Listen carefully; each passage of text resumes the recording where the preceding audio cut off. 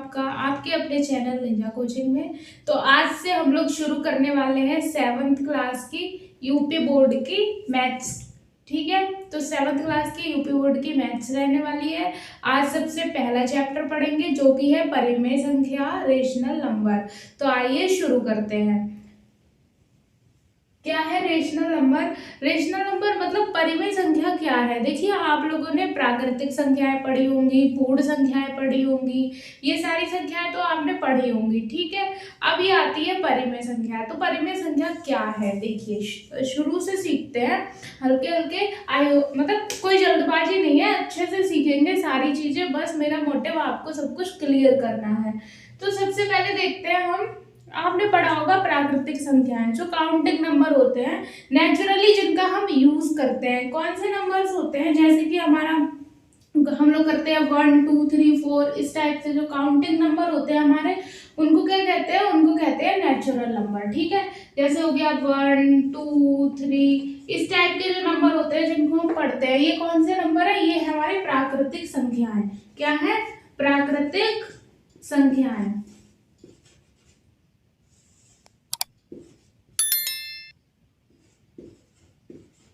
ठीक है, ये क्या है? हमारी प्राकृतिक संख्याएं हैं। उसके बाद अगर इन प्राकृतिक संख्याओं में हम क्या जोड़ दें, जीरो को भी जोड़ ले, तब क्या हो जाता है? वो पूर्ण संख्याएं हो जाता है। उस टाइम पे कौन सी संख्या हो जाता है? पूर्ण संख्या हो जाता है। अगर हम जीरो से स्टार्ट करते हैं, 0 1 2 3, तब ये क्या हो जाएगा? तब ये हो जाएगी पूर्ण संख्याएं।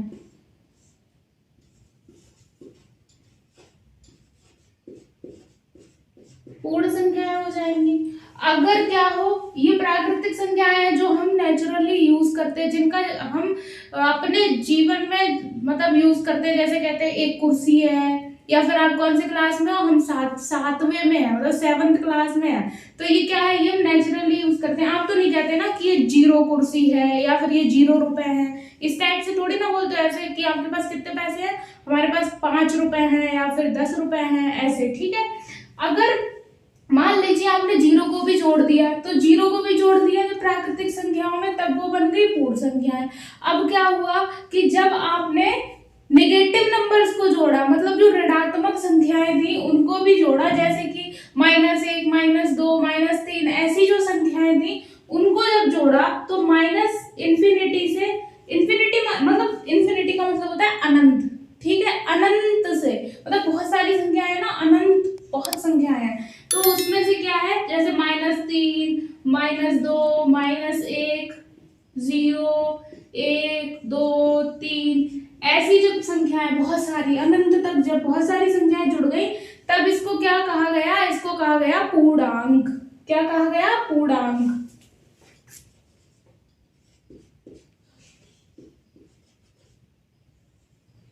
ये क्या है? पूर्णांक है। ठीक है, इनकी ही मदद से हम सारी संख्याएं बनाते हैं। देखिए, जो प्राकृतिक संख्याएं हैं, इनकी मदद से ही तो सारे नंबर बनते हैं, इनकी मदद से ही सारी संख्याएं बनती हैं। ठीक है, इतना समझ में आया। उसके बाद हुआ क्या? उसके बाद जब फ्रैक्शन की बात आई, मतलब जब भिन्न की बात आई, जब आप भिन्न करते हो, जब आप भिन्न भिन्न तो आप जानते हैं ना भिन्न क्या होती है। जैसे ऐसे लिखा हुआ, जैसे 3/5 है। ठीक है, तो ये क्या है? भिन्न है। ठीक है, ये भिन्न है। अब आप ये बताइए कि -3/5 भिन्न है या फिर नहीं है? तो -3/5 भिन्न नहीं है। अगर ये भिन्न नहीं है तो फिर क्या है? ठीक है, -3/5 भिन्न नहीं है, लेकिन अगर ये भिन्न नहीं है तो फिर क्या है? और फिर -3/5 भिन्न क्यों नहीं है? क्यों नहीं है? देखिए, भिन्न जो होती है वो सिर्फ और सिर्फ क्या होती है? पॉजिटिव होती है। मतलब पॉजिटिव का क्या मतलब है? कि वो सिर्फ धनात्मक होती है, ऋणात्मक नहीं होती। ठीक, सिर्फ क्या होंगी? भिन्न क्या होंगी? भिन्न जो होती है वो सिर्फ और सिर्फ धनात्मक होती है। तो जो भिन्न है, भिन्न क्या होती है? धनात्मक। धनात्मक होंगी। ठीक, भिन्न क्या नहीं होती?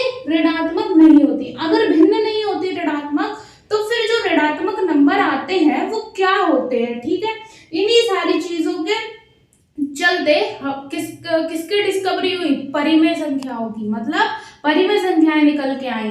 तो अब परिमेय संख्याओं की उत्पत्ति कहाँ से हुई, कहाँ से आई, कैसे आई? परिमेय संख्याओं की उत्पत्ति जो थी वो अनुपात से हुई। अनुपात तो आप लोग जानते हैं, रेशियो अनुपात, जैसे कि 3:4 या फिर 5:6, ऐसे आपने पढ़ा होगा। जैसे 3:5 है ये, तो ये 3:5 है, इसका मतलब क्या हुआ? 3/5, 3/5 है। ठीक है, तो जो परिमेय संख्याएं थी इनकी उत्पत्ति जो हुई थी वो हुई थी कहाँ से हुई थी? अनुपात से हुई थी। ठीक है, इतनी बात समझ में आ गई? यहाँ तक की सारी चीजें समझ में आ गई? आई होप इतनी समझ में आ गई होंगी। उसके बाद आप लोगों ने ये भी पढ़ा होगा कि भाज्य संख्याएं, अभाज्य संख्याएं, सहभाज्य संख्याएं, ये सारी संख्याएं आप लोग पढ़ के आए हैं। अगर आप लोग चाहो तो मैं ये भी बता सकती हूँ, लेकिन जब आप लोग बोलेंगे तब मैं ये बताऊंगी, वरना हम लोग यही चैप्टर करते हैं। ठीक है, आगे क्या है? आगे चीज आती है कि आखिर ये परिमेय संख्या क्या है। तो परिमेय संख्या जो है उसको क्या कहते हैं? देखो, P/Q की फॉर्म में लिख सके, जिसे किसकी फॉर्म में लिख सके? P/Q की फॉर्म में लिख सके। ठीक है, P/Q की फॉर्म में जिसको लिख सके, ऐसे लिखा जा सके, P/Q। ठीक, यहाँ पे P और Q क्या है? P और Q दोनों के दोनों क्या है? पूर्णांक है। पूर्णांक है, क्या है? पूर्णांक है। ठीक है, और जो Q जो है हमारा, ये जो Q है, ये Q जो है वो 0 के बराबर नहीं होना चाहिए। मतलब जो हर है वो कभी 0 नहीं होना चाहिए। अगर हर 0 हो गया तो वो परिमेय संख्या नहीं है। ठीक है, तो याद रखना, हर कभी 0 नहीं होगा।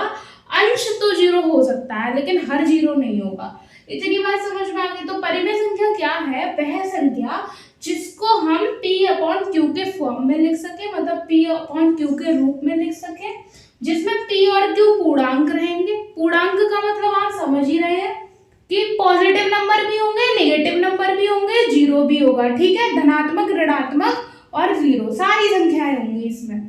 ठीक है, PQ पूर्णांक है और Q जो है वो 0 के बराबर नहीं होना चाहिए। तो इतनी बात आप समझ गए कि परिमेय संख्याएं क्या है। ठीक है, उसके बाद बात आती है क्या भिन्न परिमेय संख्या है? अब आप भिन्न देख रहे हैं, ये 3/5 जो लिखा हुआ है ये भिन्न है। यहाँ देखिए P और Q, देखिए यहाँ 3 है और 5 है, दोनों के दोनों पूर्णांक है। 3 भी पूर्णांक है, 5 भी पूर्णांक है, पूरा अंक है ना, 3 और 5 पूरे पूरे अंक है ना, पूर्णांक है। ठीक है, तो और नीचे हर जो है वो 0 के बराबर भी नहीं है। इसका मतलब क्या हुआ? भिन्न जो है वो परिमेय संख्या है। ठीक है, तो सारी की सारी भिन्न परिमेय संख्याएं हैं। उसके बाद क्या बात आती है कि परिमेय संख्याएं क्या क्या हो सकती हैं। जैसे आप देखिए, सारी भिन्न परिमेय संख्याएं हैं, सारे पूर्णांक परिमेय संख्याएं हैं, सारी प्राकृतिक संख्याएं जितनी भी है सब परिमेय संख्याएं हैं। अब क्या प्राकृतिक संख्या जो भी है, ये जो भी ये पूर्ण संख्याएं हैं, जो भी ये पूर्णांक है, इनको आप P/Q की फॉर्म में लिख सकते हैं? नहीं। ये 1 है, इसको आप P/Q की फॉर्म में लिख सकते हैं? नहीं लिख सकते। तो ऑफ कोर्स लिख सकते हैं। क्यों नहीं लिख सकते? ये जो 1 है इसको 1/1 नहीं लिख सकते? आप लिख सकते हैं 1/1। तो यहाँ P क्या हो गया? 1, Q क्या हो गया? 1, और Q जो है हमारा वो 0 के बराबर भी नहीं है, तो ये P/Q के रूप में हो गया। ठीक है, अब यहाँ से कोई रैंडम नंबर उठा लीजिए। मान लीजिए आप लोगों का सबसे ज्यादा डाउट 0 को लेके रहता है, तो मैं 0 को लेके बताती हूँ। ठीक है, जैसे 0 है, आपका 0 है, तो 0/1 हम लिख सकते हैं? नहीं लिख सकते। 0/4 हम लिख सकते हैं? नहीं लिख सकते। 0 के अपॉन में कुछ भी लिख दो, रहना वो 0 ही है। तो क्या हुआ इसका मतलब? अपॉन में तो कुछ भी लिख सकते हैं इसके। ठीक है, 0 के अपॉन में कुछ भी लिख सकते हैं। तो ये भी क्या हो गया? ये भी परिमेय संख्या हो गई। देखिए आ गया ना इसी फॉर्म में, तो ये भी परिमेय संख्या हो गई। उसके बाद पूर्णांक की बात आती है, तो पूर्णांक भी तो इन्हीं संख्याओं से मिलकर पूर्णांक बने हैं, इन्हीं संख्याओं से मिलकर पूर्णांक बने हैं। तो सारे के सारे पूर्णांक परिमेय संख्याएं हैं।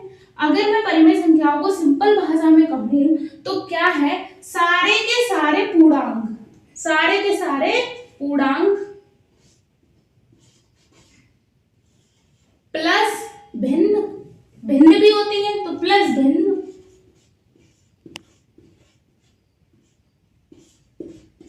प्लस और क्या हो सकता है? दशमलव। दशमलव जो संख्याएं होती हैं दशमलव वाली, जिसको हम क्या कर सकते हैं? जिसको हम खत्म कर सकते हैं। खत्म का मतलब जिसको हम चेंज कर सकते हैं फ्रैक्शन में, जिसको हम भिन्न में चेंज कर सकते हैं। जैसे कि आप लोग देखते हैं 0.6 है, ठीक है, जैसे यहाँ देखिए, जैसे ये 0.6 है, ठीक है। अब मैं आपसे पूछूं ये परिमेय संख्या है या नहीं है, तो आप लोग तो बिल्कुल चक्कर में पड़ जाओगे, नहीं दीदी ये कैसे परिमेय संख्या हो जाएगी, हमें तो नहीं लग रही कहीं से, ये तो कहीं P/Q के फॉर्म में नहीं लिखी हुई है, तो ये परिमेय संख्या कैसे हो गई। तो वही बता रही हूँ मैं, परिमेय संख्या कैसे हो गई। अब आप इसका पॉइंट हटाएंगे, देखिए पॉइंट हटाया, अपॉन में 1 आया, और पॉइंट के बाद जितने अंक होते हैं उतने ही जीरो आ जाते हैं। तो यहाँ एक अंक है तो एक जीरो आ गया, तो नीचे क्या हो गया 10, तो अब ये क्या हो गया 6/10 हो गया। तो किससे कट जाएगा, 2 से कट जाएगा, 2 3 6, 2 5 10, ये क्या आ गया 3/5 आ गया, नहीं आ गया। अब बताओ है परिमेय संख्या या नहीं, है या नहीं, है ना परिमेय संख्या। तो मतलब ये हुआ ऐसे दशमलव अंक या फिर ऐसे दशमलव नंबर, ऐसी दशमलव संख्याएं जिसको हम चेंज कर सके, मतलब जिसको हम P/Q के रूप में लिख सके, वो सबके सब क्या है, वो सबके सब परिमेय संख्याएं हैं। अब आप ये सोचोगे कि हमें कैसे पता चलेगा कि हम लिख पाएंगे या नहीं लिख पाएंगे, तो उसका सिंपल सा यही है, ठीक है। अगर कुछ ऐसा नंबर आपको दिख जाए, कोई भी ऐसा नंबर दिख जाए, जैसे कि 0.6 था, ये 0.13 13 13 13, अब आप ये सोचोगे अरे ये तो नंबर रिपीट हो रहा है, देखो 13 रिपीट हो रहा है ना, 13 रिपीट हो रहा है, अब बहुत दूर तक रिपीट हो रहा है, मान लो पता नहीं है कब तक रिपीट हो रहा है। तो आप सोचोगे कि अरे अब इसको कैसे चेंज करेंगे, इसको हम कैसे टर्मिनेट करेंगे, इसको हम कैसे खत्म करेंगे, ये तो हमें कुछ पता ही नहीं है, तो कैसे खत्म करेंगे आइए बताती हूँ। इसको कैसे खत्म करेंगे, देखो 0.13 ऊपर हमने क्या लगा दिया बार, ठीक है, जो रिपीट होता है बार बार उस पे क्या लगा देते हैं बार। अब इसको भी सॉल्व कर सकते हैं, लेकिन वो बहुत अपर लेवल का है, तो आप उस पर ना ध्यान दो, आप बस इतना समझो कि जिसके ऊपर बार आ जाता है वो सॉल्व हो जाता है, ठीक है, सॉल्व हो जाता है। बताने को मैं यहाँ बता सकती हूँ कैसे होगा, लेकिन वो फिर आपके मतलब का है नहीं, वो काफी मतलब हाई लेवल की बात है। तो आप यहाँ तक समझिए कि इसको हम सॉल्व कर सकते हैं, जिसके ऊपर बार लगा होता है उसको हम P/Q की फॉर्म में लिख सकते हैं। तो ये भी क्या हो गया, ये भी क्या हो गया हमारा परिमेय संख्या हो गई। परिमेय संख्या की एक सिंपल और साधारण परिभाषा और हो सकती है, क्या हो सकती है, रिपीटिंग एंड टर्मिनेटिंग। इसका क्या मतलब हुआ, जिसकी पुनरावृत्ति हो और उसको हम खत्म कर सकें, ठीक है, ऐसी संख्या जिसकी पुनरावृत्ति हो। दशमलव संख्या की बात हो रही है यहाँ पे, जैसे कोई भी दशमलव संख्या है जिसकी पुनरावृत्ति हो, जैसे बार बार आ, जैसे ये आ गया 13 13 13 13, ठीक है, बार बार आ रहा है ना, पुनरावृत्ति हो रही है 1 और 3 की, ठीक। और दूसरी बात क्या है, जिसको हम खत्म कर सकें, खत्म कर सकें क्या क्या मतलब हुआ, जिसको हम खत्म करके P/Q की फॉर्म में ला सके, P/Q के रूप में ला सके, तो वो क्या हो जाएगी, हमारी परिमेय संख्या हो जाएगी, ठीक है। तो आपने क्या सीखा यहाँ से, परिमेय संख्या क्या है, परिमेय संख्या की उत्पत्ति कहाँ से हुई है, परिमेय संख्या की उत्पत्ति अनुपात से हुई है। सारी की सारी भिन्न, दुनिया की जितनी भी भिन्न है सबकी सब परिमेय संख्याएं हैं, समझिए आप लोग।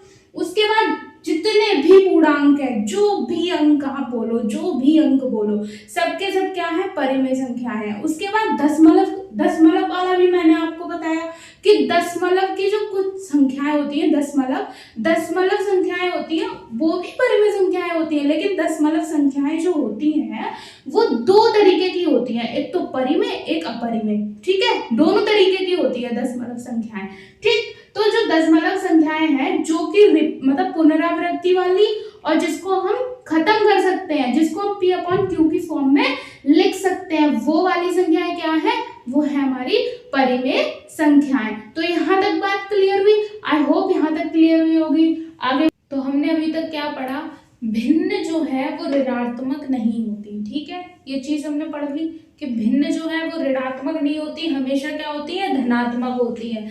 उसके बाद क्या है, ये चीज, ये पॉइंट क्लियर हो गया, भिन्न जो है वो ऋणात्मक नहीं होती। जैसे 3/5 है, ये तो भिन्न है, लेकिन अगर -3/5 कर दिया तो ये भिन्न नहीं है।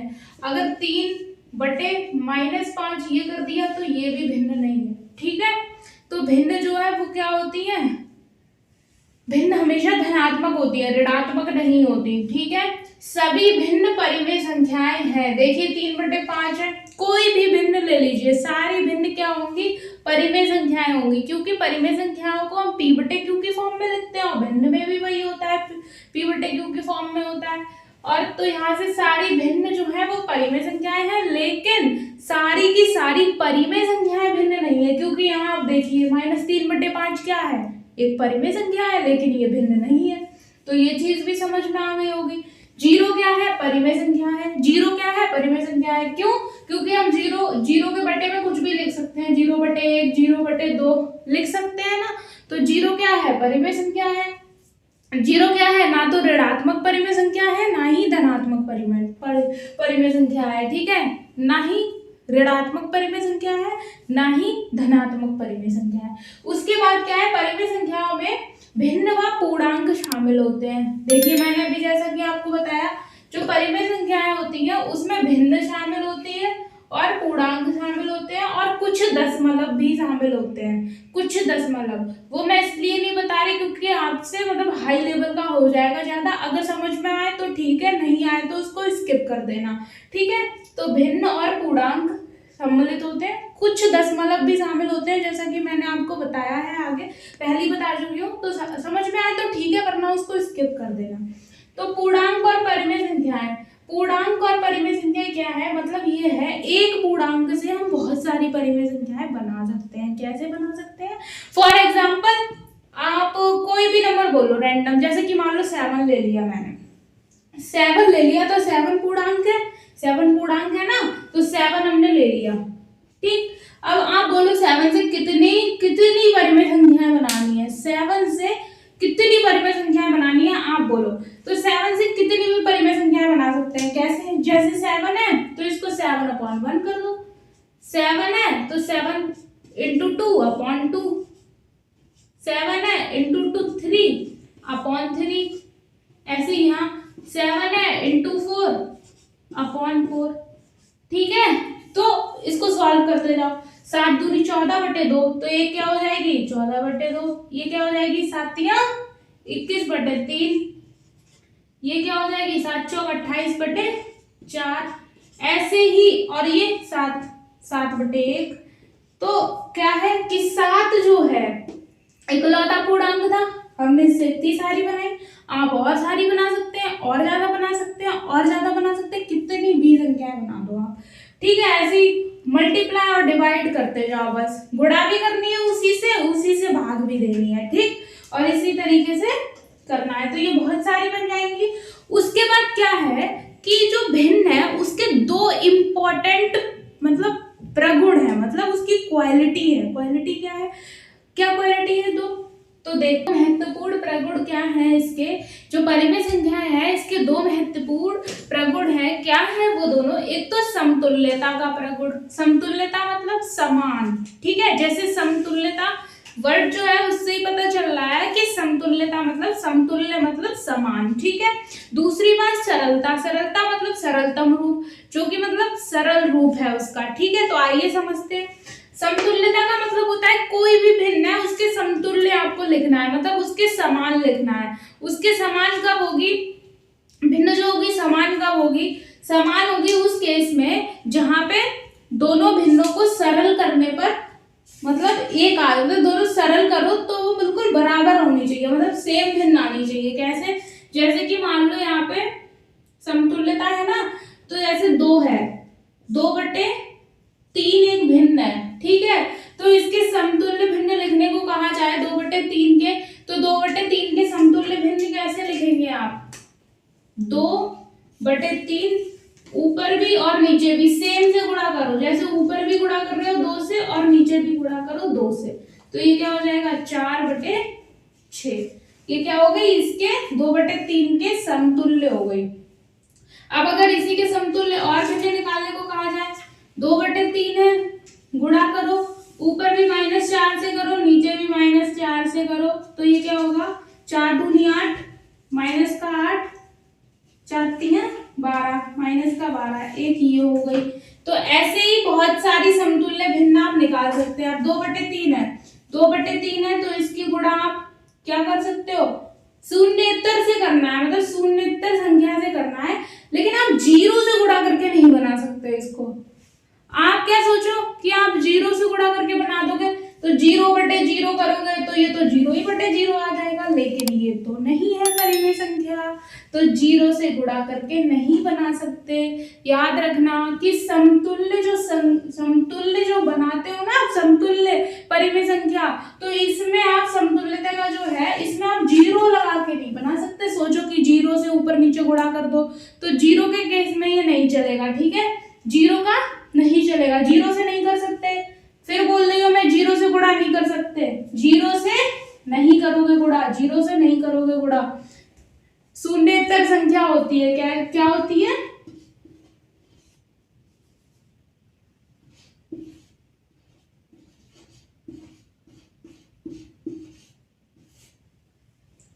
शून्येतर संख्या होती है, ठीक है, ये समझ में आया यहाँ से। संख्या क्या होती है, शून्येतर संख्या से गुणा करते हैं ऊपर और नीचे दोनों में। लेकिन आप सोचो कि 0 से गुणा करते हैं, शून्येतर का मतलब 0 नहीं, शून्येतर मतलब 0 नहीं होता, 0 के अलावा, 0 के अलावा, ठीक है, 0 के अलावा जो संख्याएं हैं, तो 0 से गुणा नहीं करोगे समतुल्यता में। याद रखना, कान खोल के, बिल्कुल गलती करके नहीं आनी है। समतुल्यता का बोला जाए पता चले 0 से गुणा करके आ जाओ, ये नहीं करना है, ठीक है। उसके बाद सरलतम रूप क्या होता है, सरलतम रूप होता है, मान लो आपको कोई भिन्न दे दी 6/8, ठीक, भिन्न आपकी 6/8। अब बोला जाए इसका सरलतम रूप लिखो, सरलतम रूप कैसे लिखोगे, इसका सरलतम रूप क्या है, तो आपने मासा निकालना तो सीखा है, जिसको HCF कहते हैं, HCF निकालते हो आप, मासा से ही तो निकालते हो, वही तो HCF जो है, HCF निकालना आपको आता है, मासा आप जानते हैं। तो अगर 6 और 8 का मासा आप निकालोगे तो कितना आएगा, 2 आएगा, 2 आएगा, तो 2 से ऊपर भी गुणा भाग कर दो और नीचे भी, ठीक, कितना मिल जाएगा, यहाँ 3, यहाँ 4, ये क्या आ गया, सरलतम रूप। अब दूसरी चीज देखो, अगर यहाँ इसकी जगह 6/-8 होता तब आप क्या करते, तब भी आप भाग करते, ठीक है, ऊपर और नीचे भाग तो करते ही करते। किससे भाग करते उस केस में, उस केस में जो नीचे वाला जो होता है ना, ये जिसको आप हर कहते हो, इस हर को धनात्मक ही बनाना होता है, पॉजिटिव ही बनाना होता है। ये जो हर है ये मतलब अगर निगेटिव है आपका, ये अगर ऋणात्मक है तो ये सरलतम रूप नहीं है। सरलतम रूप में क्या होता है, नीचे वाला हमेशा धनात्मक होना चाहिए। तो आप धनात्मक करने के लिए क्या करोगे, पहले तो आप क्या करोगे, धनात्मक करने के लिए आप देखोगे कि इसकी मैं किससे गुणा कर दूं कि धनात्मक हो जाए। तो धनात्मक करने के लिए अगर मैं इसमें गुणा कर दूं, किसकी गुणा कर दूं, ऊपर भी अगर मैं x -1 से कर दूं, नीचे भी -1 से कर दूं, तो ये पॉजिटिव हो जाएगा, ठीक है। तो आप किससे इसका आपको HCF निकालना है, HCF क्या हो जाएगा, HCF तो 2 ही होगा, HCF 2 होगा तो 2 से करोगे, ठीक है, लेकिन 2 से तो करोगे भाग, और ये आपका आ भी जाएगा 3/-4, 3/-4 आ भी जाएगा, लेकिन ये अभी सरलतम रूप नहीं है। अभी सरलतम रूप क्यों नहीं है, क्योंकि नीचे -4 है। तो सरलतम रूप के लिए क्या करें हम, आओ नीचे देखो, तो 3/-4 है, इसकी गुणा ऊपर भी -1 से कर दो और नीचे भी -1 से कर दो। अब क्या हो जाएगा, ये हो जाएगा -3, और आप जानते हैं माइनस और माइनस की जब गुणा होती है, माइनस और माइनस की जब गुणा होती है तो क्या हो जाता है, प्लस हो जाता है। ये चीज तो आप जानते हैं बहुत अच्छे से। तो यहाँ क्या हो जाएगा, 4 हो जाएगा। अब ये हो गया सरलतम रूप, ठीक, अब ये हो गया सरलतम रूप, इसमें कोई दिक्कत नहीं है। अगर मान लीजिए इसी की जगह ऊपर अगर माइनस होता, अगर फॉर एग्जांपल ऐसे दिया होता -6/8, तब आप क्या करते, -6/8 है, आप डायरेक्ट कर देते 2/2 = 3/4, ये -3, ठीक है, -3/4। अब माइनस इस केस में ऊपर आया है, अंश माइनस हो सकता है तब सरलतम रूप है, लेकिन हर माइनस में नहीं हो सकता। तो यहाँ पे आपको क्या चीज याद रखनी है, यहाँ याद रखना है कि इससे ज्यादा मतलब जो इनका HCF है ना, जो इनका HCF आएगा, अब ये क्या आना चाहिए, 1 आना चाहिए, 1 से ज्यादा नहीं आना चाहिए। जैसे 3 और 4 है, इसमें हाईएस्ट कॉमन फैक्टर क्या है, मतलब सबसे बड़ा कॉमन फैक्टर अगर आप निकालो तो 1 है, 1 के अलावा तो कोई नहीं है। ठीक है, 1 के अलावा कोई नहीं है, तो मतलब इनका HCF 1 आना चाहिए, तब ये सरलतम रूप में आ गए। जैसे दूसरा कोई एग्जांपल ले लो, जैसे 5 है, 5/25 अगर आपने एग्जांपल ले लिया, जैसे कि आपने एग्जांपल लिया 5/25, ठीक, 5/25, तो इसका सरलतम रूप आप कैसे निकालोगे? सरलतम रूप निकालने के लिए आपको क्या करना पड़ेगा? सरलतम रूप निकालने के लिए आपको करना है डिवाइड।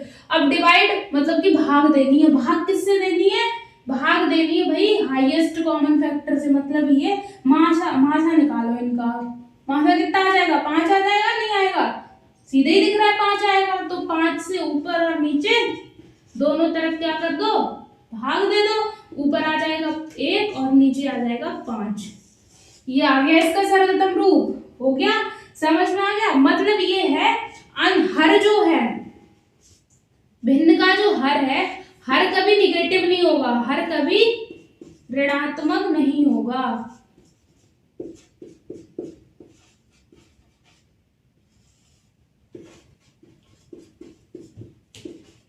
कब नहीं होगा ऋणात्मक? सरलतम के रूप में। ठीक है, जब भिन्न सरल करोगे उस केस में नहीं होगा। बाकी तो परिमेय संख्या में हो सकता है, वो तो कोई दिक्कत ही नहीं है, लेकिन जब आप सरल कर रहे हो ना, परिमेय संख्या को जब सरल कर रहे हो तब नहीं होगा। ठीक है, यहाँ तक समझ में आ गई? 2 इसके प्रगुण है, एक समतुल्यता का, दूसरा सरलतम रूप है।